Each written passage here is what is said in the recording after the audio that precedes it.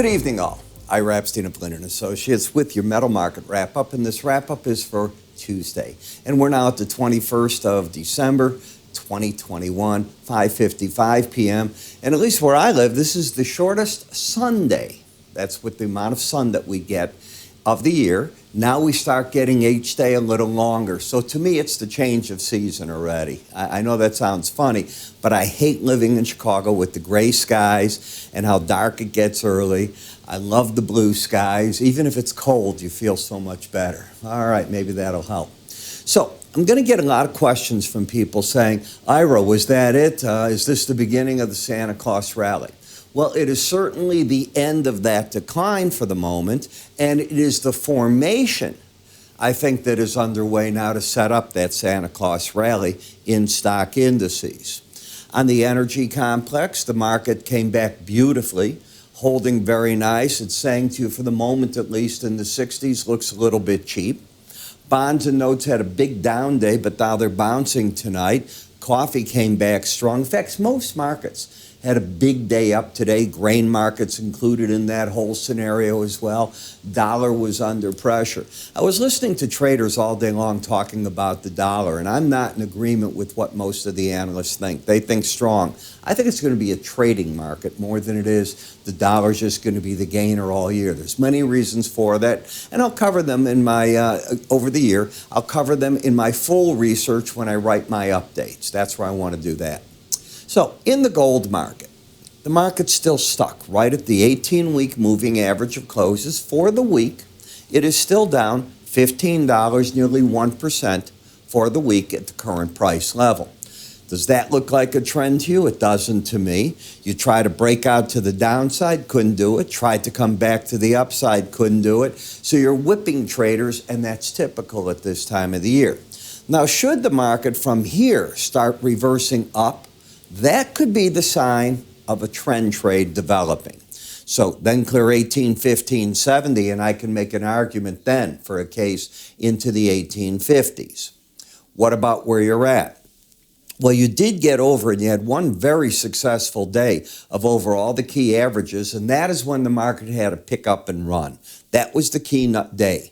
Instead of that, what the market began doing is pulling back, as we've seen this be a market of disappointment during this inflation talk forever. I don't know how else to say it. Gold's been a disappointment the whole year. Bitcoin roared with things. People used to say, oh, that's the new hedge against it. Nonsense. I don't see any correlation between Bitcoin and inflation whatsoever. What gold traditionally had was that, but they've broken some of those chains. You can see how the market pulled back, challenging the 18-day average zone and now the 100-day average of closes in green zone. So still no trend. The bias is up.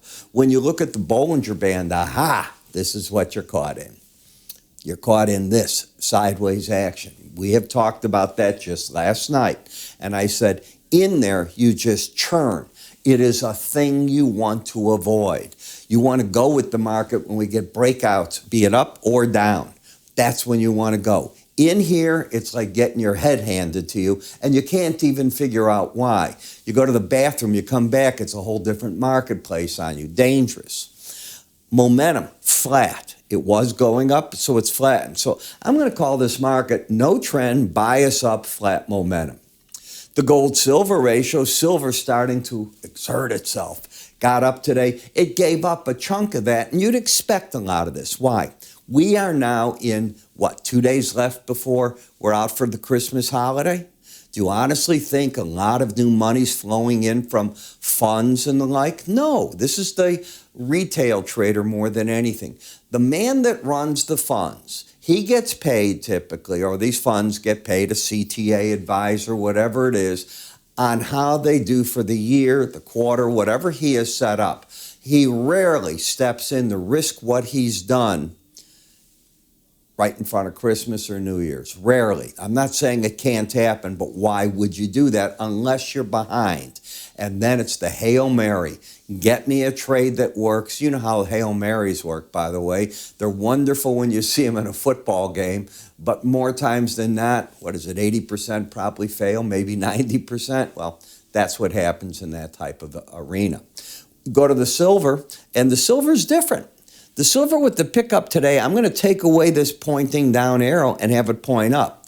I have higher lows, higher highs. Now, is the market an all-out buy?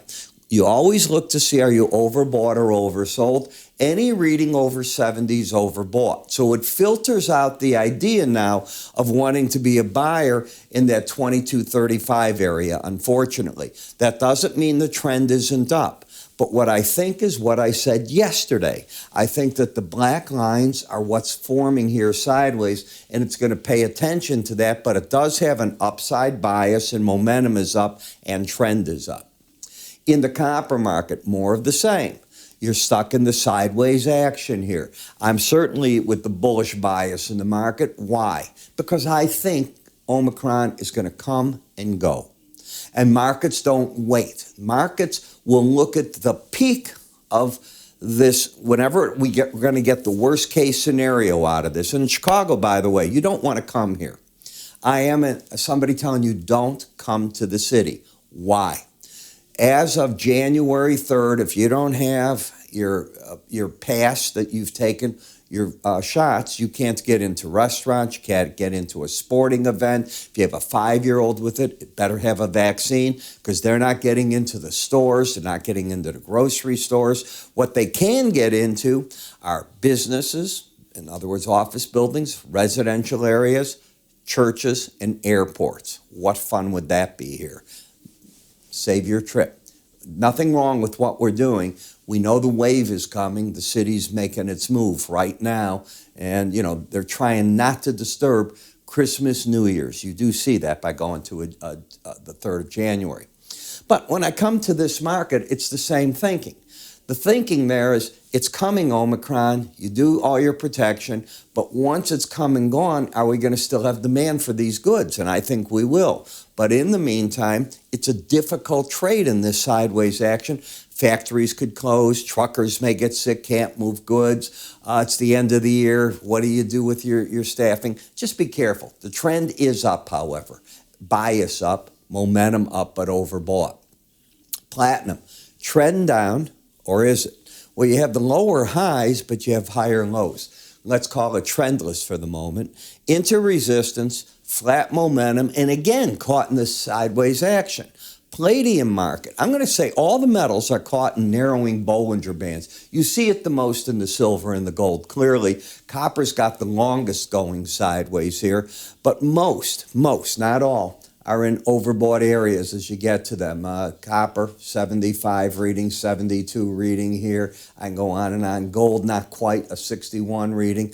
And palladium, back here, it was in the palladium market, a 68 reading. So knocking on the door, any higher move than this will get you there. My point is, I'm not convinced the metals are the place to be. And the dollar index now has a pattern of lower highs, lower lows. Not what I would have thought it would do, but it's over the 18-day average of closes. So when you have the trend down on the swing line, which are the arrows pointing down, but you have the bias up because you're over the 18-day average, the two negate each other, just like a game. Nothing there, and momentum is going flat on you. I discuss this every morning. Tell the traders where to go, what to do. So as fast as I'm saying this, believe me, I'm covering 40 charts there, instilling in this and what it is, and then I'm issuing the go. I want you to do this. I want you to do that. Here's the trades. I want to be your go-to guy in the morning. I record at about 5:30, 5:40 in the morning Central Time. By 6:15, 6:30, they're in your hand. And you're going through all the markets, and I'm doing that because if you think about futures, how many spiders, ETFs, are all based on what we do here, from the TLT, if you want, GLD, I can go on and on. Many of them do it. So I start you off there, and if you get the combo package, you're way ahead, because then I start recording right after 9 o'clock, and I cover, like I'm doing 40 charts here, 40 spider, ETF, and stock charts for the people. So they get that. And remember, when you are a subscriber, I invite you to write me. I write you back if you have a question, as long as I'm not going to have to spend an hour answering your question. I'm getting right into it. Many times I'll make a special picture or a video for you. And on that video, little one, you can see just what I'm saying. I'll talk over it and you get to see, oh, that's what he's saying. Yeah, I'm wrong on that or I'm right on that. He agrees. I'll let you know. $7.95 for that service for the first 30 days. Then you decide what you want to do. We have people jump around these subscriptions like mad all the time. You do it right on the website. So just go to www.iraepstein.com under the word research. It's all there. You can always call my staff. They'll be happy to talk to you. I'm Ira. You have a good trading day.